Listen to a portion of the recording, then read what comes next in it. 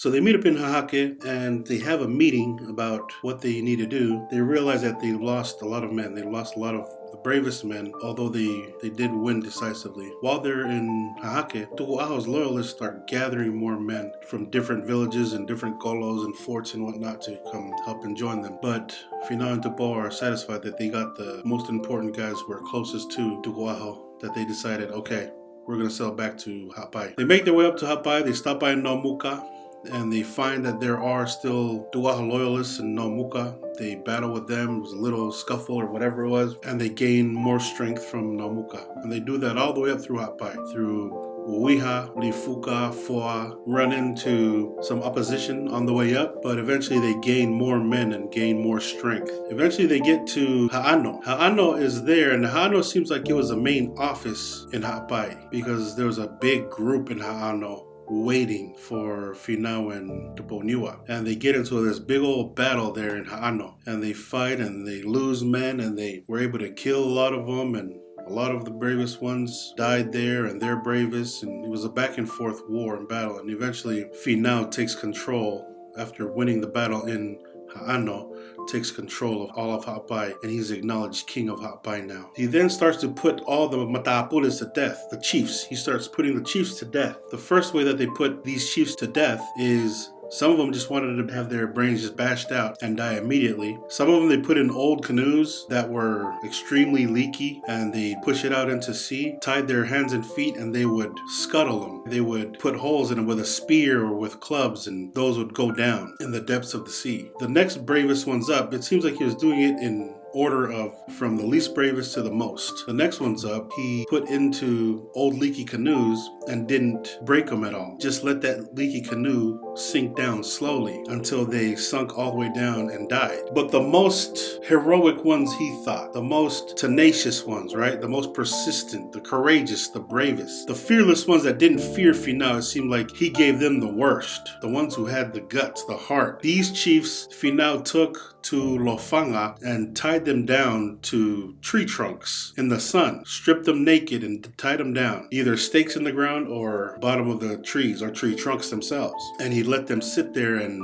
starve them to death. They die of hunger and thirst and weather and raging heat of the sun. Eventually they all died, but it gives you a little bit more of an idea of what type of man Finau Ulukalala was, where he, instead of just killing everybody, he made sure that he took their heart first. He wanted their bravery. He wanted them not to be heroic. He wanted them not to die as vigilant warriors with valor. They described to Mariner that, yeah, a lot of them took it like warriors take it. They just sat there and they were patient and lasted out all the days until they died. They made no complaints, no cries, no nothing. And they had a big celebration in Ha'ano where he was pronounced king, and he was known now as the king of Hapai. So after the Ha'ano thing, and they finally conquer Ha'ano, they celebrate over there. And after the celebration, and those who were with them and those who were against them were put to death and whatever, and those who were with them and the families that were on their side all celebrated together, and then they head for Vava'u. When they get to Vava'u, they have opposition too. There are a lot of Tuku'aho loyalists in Vava'u. The Vava'u people hear about the assassination of Tuku'aho from some of the Hapai guys that sailed over there. He said they actually had guys sail over there and take them the news. But after Finau and Tuponiua went to Vava'u and took over, right, they had the little battles and won the battles and the wars or whatever with their guys. They gathered the chiefs that were against Finau and Tuponiua. They gathered some of the Mataapules, they gathered them together and they held them as prisoners. But even then, they were no longer, Finau was no longer resisted through war and battle after that. But he did say that they started harassing him either at night in the dark. They would yell out things to insult him, insult his leadership, insult his person, his look, and they started insulting him, his family in the dark. Or, you know, during the daytime, if it was far away, they would just yell out insults to him, to Finau, which means the Vava'u guys weren't scared of him. The Vava'u people, that's what they were doing. They were insulting him from hidden places or in the dark. So he felt that it was still dangerous to him, if that's how they were feeling about it. So Finau gets mad and he takes the prisoners that they got in Vava'u, told them to bring the prisoners to him, these chiefs and these Mataapules. He's going to make an example out of them. Finau is about to make an example out of these chiefs and these warriors just to put more fear in the people so that they don't treat him, they don't disrespect him. The head chief, the main chief of Vava'u, his name was Vuna. Finau finds out that Vuna bounced. He leaves with some of his men and his chiefs, and they run away to Samoa. Finau Ulukalala and Tuponiwa separate into two different groups, and they have to go around Vava'u to find out if there's any Tu'aho loyalists and start battling with them and killing them, and then they end up conquering them and bringing the Mataapules, the chiefs, some of the ones that are still loyal to Tu'aho, and make them become prisoner. That's when they find out Vuna ran away to Samoa with a lot of his chiefs. I imagine it's the same thing. I imagine they did the same thing to those prisoners. The ones who they wanted to kill immediately, they hit over the head or hit them with a spear, killed them immediately. Same thing with the ones who were probably sunk in canoes or sunk in leaky boats or leaky canoes, and perhaps some even tied down and left to starve in the sun and die in thirst of thirst and hunger. Just to make an example of them so that he is more respected by the people of Vava'u. He is then acknowledged as the king of Vava'u. Now he's both the king of Ha'apai and Vava'u. And he did that through military force. He has nothing to do with Tongatapu. Those guys aren't going to take it. Those guys have their own kings and they have their own champions and their own house, and they're divided on their own. But Finau Ulukalala was only over Vava'u and Ha'apai at this point in time. He's acknowledged as king. Tuponiwa is now acknowledged as a tributary chief, which is what Vuna was for Tuku'aho. Mariner even talked to Tuponiwa and found out that Vuna was so close to Tu'aho that sometimes he didn't even take any tributes to Tuku'aho. Sometimes he didn't collect anything for Tu'aho. He just left it because Vava'u was so far from Tongatapu, but still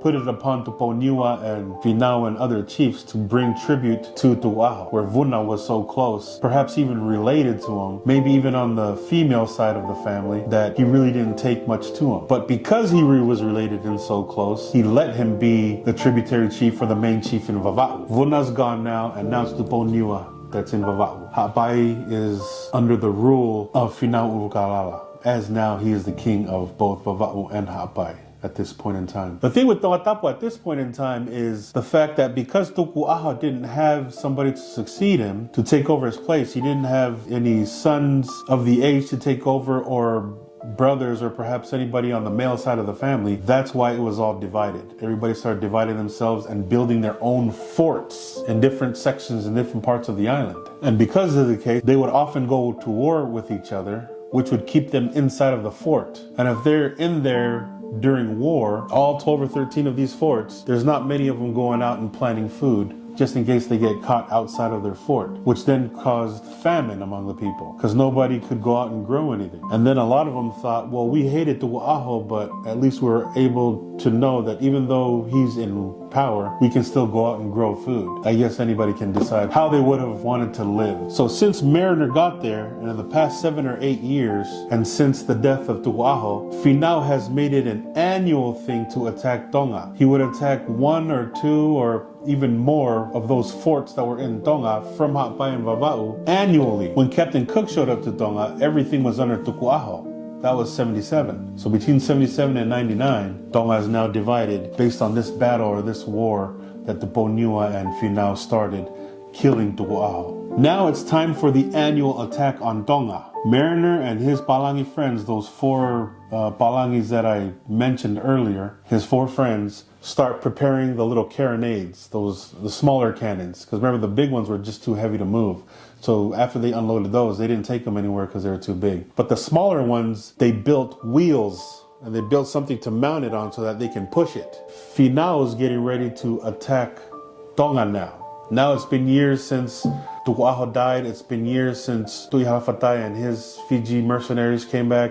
It's been years, and since then, they estimate about since 1799, all the way up to now, to where Mariner's there, the past 7 or 8 years, Finau has been attacking these forts in Tonga without any success. They've just been fortified too well, and the men have been too brave, and the fights have been too good, or at least even in battle, for them not to fall under the rule of Finau Ulukalala. After they create these carriages for the carronades, for these little mini cannons, Finau goes up and he looks at it and he's like, these things aren't made for quick attacks. Like, you're pushing it looks heavy, but the way we fight in our battles, in our wars, is we attack fast. You gotta be quick with the spear or quick with the club, and it's in and out. Mariner assures him that no, we'll go set these things up in the front, and they had 4 of them. We'll go set these things up in the front, and as long as you guys can give support and protect the guns, The guns will do all the work. And Finau is questioning like, I don't know, man. It just seems like it's too much trouble and it's too heavy.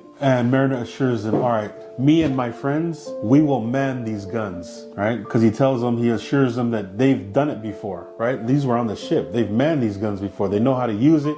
They know how well they work. They know how efficient it is. And they can run into a successful battle if they use these mini cannons, these bigger guns. Finally, they convince and they talk Finau into it. Finau's like, all right, we'll give you support. You guys put the cannons up front and then we'll go from there. He also makes Mariner enter into an oath, like, promise me you'll do your job. Promise me that these things will be successful, that you guys aren't going to run, that you guys are going to stay loyal and stay faithful to the cause. And Mariner assures him, yeah, of course, we're going to be loyal to the cause. It was upon that Finau then gave Mariner to one of his wives as a son. So she was gonna take care of him, teach him everything he needs to know about the culture, about the politics, about the position of Finau, and now the position of Mariner, everything he needs to know about the customs and the traditions, anything he needs, whether it's clothes or food or whatever he needs to know. She even teaches him how to speak and pronounce words even better, because it's only right that a prince of the king knows and is more eloquent with words and pronounces them well. And Mariner learns a lot of this from Finau's wife, whose name is Mafihape. And he says that Mafihape is of great consequence. She's very valued, not only to Finau and his family, but to society in Hapai. To society as a mother figure, not only just in politics, but in cultural things. She was very valuable to the people in comforting and teaching and example and everything, which means Finau gave Mariner his best because Mariner promised that he will be loyal and give Finau his best, or their best, him and his friends, with the guns that they're about to use. They're about to go attack Nuku'alofa. So they're preparing for war, and one of the Hawaiians have musket. The Hawaiians all have muskets. There was 8 of them, right? And a couple of them were using it on the beach, shooting it into the water and shooting at things and whatnot. And Finau takes a musket and tells Mariner to shoot an old lady. And this lady didn't have any value to society. She was senile, and she became that way because when men or when chiefs get sick and they're about to die, they put a human sacrifice. And it's typically that chief's child, their life. They sacrifice that child to save the chief, to save that man's life. And so this lady who used to be married to a chief who died, they're saying that the grief that was brought upon them sacrificing the child, which was an infant, anywhere between 1 and 3 years old, they had 2 guys wrap something around the baby's neck or the kid's neck, and the mother had to watch and grieving in grief, watch them choke the kid to death. And once the kid died, they put him down, expecting that the father was going to live, or the chief was going to live, which often wasn't the case. It was because of that and other reasons why grief struck her so hard that she lost her mind. Because she used to be a woman of value in her younger years when she was married to the chief, or another man, another warrior, whatever he was. They actually believed in human sacrifice, that sacrificing the child would save the man's life, which didn't happen. They credit her senile behavior, her losing her mind, through the grief that she felt losing that child and other relations. Sometimes it wasn't just one child. Sometimes they would kill one, and then the man would get better and then get bad again, and then they'd have to take another one. Either way, now this lady's older and she's crazy. The crazy old woman in the town. And Finau would tell him often that she would go and sometimes be naked in public, which was indecent and disrespectful. Sometimes she would go into a kava ceremony, and she'd dance naked and sing naked. They considered that disrespectful. They considered that indecent exposure. Because of that, she found herself at the bottom levels of society, the lower classes of society, and now she is of no use and of no value to society. That's why Finau asked Mariner to kill her, to use the gun. We're testing out, we're preparing for war to go attack Nuku'alofa. We're testing out these muskets. Take the musket and shoot her. Mariner had to explain to him and describe to him, it is against my religion. It's against our religion. It's against our laws of our country to take a life of an innocent person. That's considered murder. And he tries to describe that through Tui Tui and to Finau using the best Tongan that he could as he was instructed by Mafihape. So by now he's learning, and he's not very fluent, but he's a little bit, at least enough for Finau to understand that, no, I'm not going to kill this lady. Finau accepts that those are the facts and that's the way it is, or that's the way his country, the laws of his country and his religion is, that's fine. So he accepts that. Finau then calls one of the Hawaiians who's playing with the musket to shoot her. The Hawaiian guy turns with the musket, loads it and everything, and the lady went down to pick up a shell or something. And the Hawaiian guy lifted his musket and shot her, and she fell back into the water and died. That's the story of that crazy old lady. But that also gives us some more insight of how the culture was, as far as how they viewed the classifications of people. The higher your value, the more important that you were and that you actually have a soul. Where if you had low value and you could do the very minimum, that you had no soul and you were of no consequence to the people or to society itself. So judging upon how they viewed each other in society, it would be very helpful for a person to be ambitious, to try to move up somehow, some way, to try to be smarter, to try to use whatever they can to do better. And that's no different from a lot of the Tongans that come here from Tonga. They come here and whatever they know is what they know, but all they have to do is show them. All they have to do is see things, see how things are done, and then they're hands-on, they learn it, and then they get better at it. And then they get better at it, and then they become professionals. Anybody who comes from Tonga who are just farmers or just whatever they were in Tonga, with hands-on experience and hands-on learning, they actually become better at what they do. That would have helped you in society to not only be ambitious, but to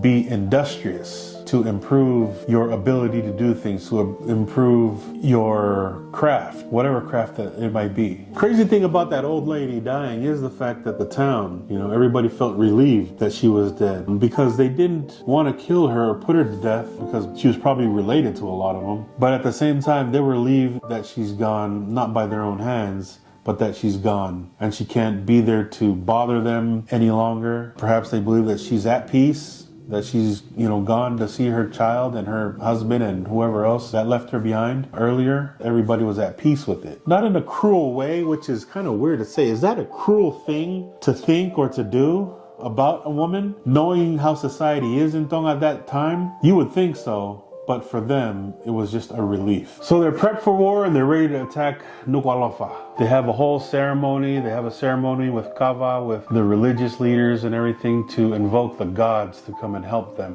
to be with them. So all of Hapai was told to meet in Nomuka. They have 14 large canoes from Lifuka, along with Tupo Niwas from Vava'u, and that adds up to about 50 large canoes. 4 of the large canoes, they had little cannons, the carronades on them, with the wheels. Instead of getting to Nomuka because of the peaceful winds or whatever, it didn't take them there. They all meet in Uiha instead. So all of Hapai now, plus Tupo Niwa's ships and Ha'ano and everywhere else, they're all in Uiha now. They go to a malae. They call it a malae. It's a big old 4 or 5 acre plot, usually green, with a house. And when I say house, I mean like, those giant huts, those big posts that hold with a big old roof over it, and they go meet under it, which gave Finau an opportunity to review all the warriors and take a look at them.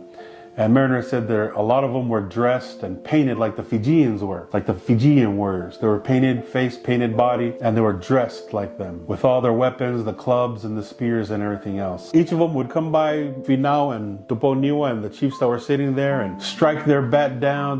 They would strike the ground with their clubs and proclaim that they're here to fight for them and fight to the death. And this club is for so-and-so who's over there that they're gonna kill. And each of them, one at a time, move in and basically do some kind of small performance for the chiefs that were sitting there. And they also have like a practice fight type thing where they're fighting each other, practicing and whatnot, so that Finau and the other chiefs can see. Tupo Niwa and them were sitting there watching. He said a lot of the islands had their own malae, or their own little plots of land where they do ceremonies and they meet together with the same thing, about 4 or 5 acres of green grass, and they do a lot of ceremonies and a lot of celebrations and occasions on these things. And he said Vava'u had the most mala'es. They had 14 or 15 because Vava'u itself is a big island. But everywhere else had the same thing, had mala'es for celebrations, for public get-togethers. After they do all their preparations and here in Uiha, after they showcase their weapons and showcase their moves and their battles and the play fight or whatever they're doing for Finau and Tuponua and all the other chiefs, Finau gets up and gives a speech. And he basically tells them not to fear death, that death should be welcomed, especially in battle, for men, for warriors, for chiefs, for the maximum of masculinity and how to feel and think like men, to be able to die in battle is the best form of death. To let them know that when they do die, they will join the other chiefs. To die in bravery so that they're not embarrassed when they run into their ancestors. So they have no shame. Die with no shame. Die with honor. Die with glory. So that when you do meet your ancestors, there's nothing to be embarrassed or ashamed of. He said that it's better to die in war than to be assassinated. It's better to die in war than to die of an illness that'll take your life in a few months or a few years. And stating off all the ways or the reasons that are better to die in this battle in war than any other way. 6 large ships in Uiha are ready with the warriors in Uiha, and they go to Nomuka, with which they get there in a few hours. They spend the next couple of days in Nomuka. They do the review again, they give speeches again, they do the whole ceremonial preparations of war while they're in Nomuka. They're about to sail to Tonga now, and now that they're ready and all of Hapai and Vava'u are gathered together, Mariner said there was about 170 canoes. A lot of them were large canoes, and 4 of the largest canoes had the mini cannons in them, had the carronades in them, and now they sailed to Tonga. Mariner said the winds weren't that good. It didn't take them all the way to Tongatapu, so they stopped by in Pangaimotu, which is probably a mile or so off of Nuku'alofa, away from Tonga. They stop off over there for a little bit. The people in Ma'ufanga, which is in Tonga, hear that Finau and them are on their way over. Finau's father is buried in Ma'ufanga. So we know Finau as Finau Ulukalala. Finau's son is Finau Moengangongo. And then there's Finau Fisi, which is Ulukalala's uncle, and Finau Fisi's brother is Finau Ma'ufanga. And he's buried in Ma'ufanga, in Tonga. The people in Ma'ufanga, those are peaceful people who live near the cemetery of the kings, but they do hear that Ulukalala's on his way, so they prepare a ship and they go over and meet him and take things to him that he needs. If you're in Ma'ufanga, everybody knows, and they're all suspicious the same way, that no war, no battle can happen on those sacred grounds because all the chiefs and the old kings are buried there. And if anybody that were there that were enemies, even if it was battle, they weren't allowed to fight there. They weren't allowed to battle in Ma'ufanga near the cemetery of the kings. If they were to meet there, they would meet there and they would be friends. As long as they were in that area, they were friends. Where they buried people, those are called faitokas. And they had faitokas on each island where chiefs or kings or haus were buried. And it was the same for any faitoka. You weren't allowed to fight near those areas on the property. And if you were to meet on those properties, it would be in peace as friends. So if anybody were enemies, if they had relationships or relations of those who are buried, there is any kind of enemy activity, it wouldn't happen there. It would always happen somewhere else because they believed that it's a curse to fight on or near a faitoka. It was a curse to the family. It could be a curse of death or a curse of whatever else to your family and to your people if you ever fought on or near Faitoka. They leave Pangaimotu and now they get to the northern side of Tongatapu, which is just a little far off of Nuku'alofa, even though they could see it from where they were, with the Faitoka and Ma'ufanga. They can also see the enemies preparing in Nuku'alofa, knowing that Finau and them are going to get there, which means if that's the case, then they've heard the news, or they know, either were prepared for the season or heard that Finau and his warriors are coming to fight them, as he had a habit to do so annually. They get to Ma'ufanga and Finau and some of the chiefs go to the cemetery, to the Faitoka. They get there and Mariner was with them and he said they wrap themselves with mats. Now if you go to a funeral these days, if you're part of the family of the one who passed away, that family you can tell because they wrap themselves in bigger mats. When they bury each other also, they wrap them in mats too and converse with the dead in their costume or their uniform of death, as if they're putting themselves in the same position that the dead are buried in, and walking over to Finau Ulukalala's father's grave, Finau Ma'ufanga, and they all sat down. Mariner said he watched them perform the ceremony of the tuki, which is basically they sat there, they contemplated, and for the next couple of minutes they would punch themselves in the face quietly not making any sound, whether they're thinking of the battle or for assistance or for help or respect. They would sit there and they would punch themselves in the face like this. Dang. Like a piece of iron, bruh. But they would hit themselves in the face, and that's what it was called, the ceremony of the tuki. After a few minutes, one of the chiefs would speak on behalf of Finau, telling Finau's father, or talking to the grave of Finau's father, telling them, your son is here. We hope that he's not doing Tonga any wrong. We hope he's not sinning against the chiefs or the kings or the ancestors, as he is here to fight his enemies. Finau has motives of ruling. He describes to Finau's father, please be with us. May the ancestors be with us. May you be with us. May the souls and the spirits of those who have passed on, the leaders and the kings and the chiefs, be with us as we go and fight our enemies. He says to Finau's father, or he says to the grave, that Finau has done everything possible or everything necessary religiously and for the people. He's always been good for Tonga or for Hapai. The people love him. He spent his life trying to serve, trying to unite, and says all these good things about Finau. After he's done speaking, one of the attendants comes around and he grabs a kava branch, a piece of kava, and he picks it up and he takes it and puts it on the mound of Finau's father's grave. And then he comes back and sits down. After he does that, the rest of them, or whoever had kava, pulled the kava out from where they had branches of them and went and set it upon the grave. I've seen that in funerals nowadays here in America. We pound it into powder and they're in Ziploc bags. At a funeral, somebody would bring, if I were to come and show respect to somebody who has passed away, one of the attendants would come and bring a bag of kava and put it in front of me. If I came with my family and the people and we came to show respect and show love to the family who has somebody that passed away, they would have somebody, after the exchanging of conversation and of speeches, they would have somebody bring a bag of kava and put it in front of me. I would then tell them to turn back around and take the kava back so that you can use it for whatever responsibility that the family needs it for. Kava in those days were used in ceremonial purposes, for religious purposes, for, as you can tell, for the way that they drank kava back then. They drank it all the time. For the purposes of religious meetings and getting together and knowing that kava, in the kava circle, nothing but peace and conversation exists, no matter how heated it might be. The responsibility of the kava itself is so that conversation can happen, is so that planning can happen, is so that responsibilities can be spoken of and talked over. And that's why if I brought my family to a funeral and somebody put a bag of kava in front of me, I would tell them to come back and take it and use it for the responsibilities of bringing people together to converse or talk about planning or whatever it is they need it for. Kava has always been something that we've gotten together and has held us together, and we're giving it and putting it on top of the grave to indicate or signify those tokens. After the ceremony of Faitoka and after the ceremony of the Tuki and the kava and everything, leaving it there, they make their way back down to the beach where everybody's preparing. Everybody, whoever's on the ships or on the canoes, on the beach, preparing their weapons, the canoes themselves, practicing and whatnot, and they can see and hear the guys in Nuku'alofa doing the same thing. They're preparing their weapons, they're getting loud, they're screaming from that side, and these guys are yelling in battle mode and battle cries from this side, and they're yelling at each other from afar off. These guys from Maufanga and those guys from Nuku'alofa, they're both sharing the war whoop. They're war whooping at each other. They're chi-hooing each other. They're chi-hooing from over there, and we're chi-hooing from over here, and we're ready. They're ready, and it's about to go down. Some guys were in the water, splashing the water with their bats or with their spears. They're both ready now and prepared to do this. Marin describes the fortress of Nuku'alofa. There are many of them in Tonga. Some of them were built in squares and some of them were built in circles. Nuku'alofa fort, or the Nuku'alofa garrison,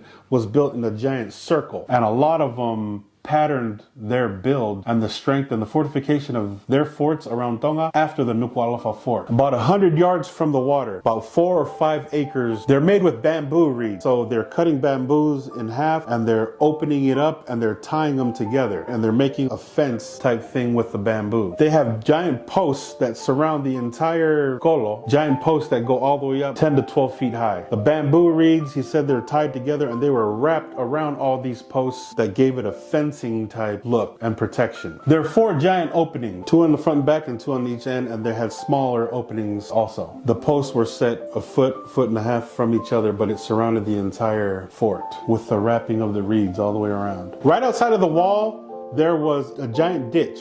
So it goes fort, ditch, and right outside of that ditch is another wall that they built with the same way, with posts and reeds. Where the giant openings were, they cut down coconut trees put them in half and stacked them on each other, and they built sliding doors with it where the big openings were. That also served as a protection too. Right outside of the second wall was another ditch. So if you approach Nuku'alofa from the outside, you would see a giant ditch, 12 by 12, a wall with the reeds, and then another ditch, 12 by 12, with the main wall around Nuku'alofa itself. At the top above every door, there were giant platforms for where somebody can stand. They had railings, and it had also openings where you can throw things. So bow and arrows, spears, big stones or whatever. They had a platform every 15 feet, openings for where people can stand and attack from there. So they were ready. They've been fighting Finau for the past 7 or 8 years or however long it was, annually, to where they know how to build it now and how to prep up for it. Every 15 feet was a platform. Above every big door was a platform,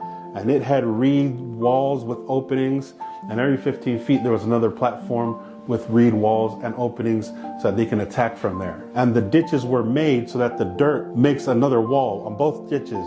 The dirt was collected and made another wall just on the outside to protect them from the enemies. The entire walls on both sides, both walls, were decorated or ornamented with sharp objects, with shells broken up and pasted onto the walls. Perhaps for when anybody gets close, they cut themselves. If anybody got closer to the ditch, they would have to climb down the ditch and where they can attack. So they're prepared. They're ready. The fort's ready. Vava'un Ha'pai is ready with their 170 canoes, and now Nuku'alofa is ready.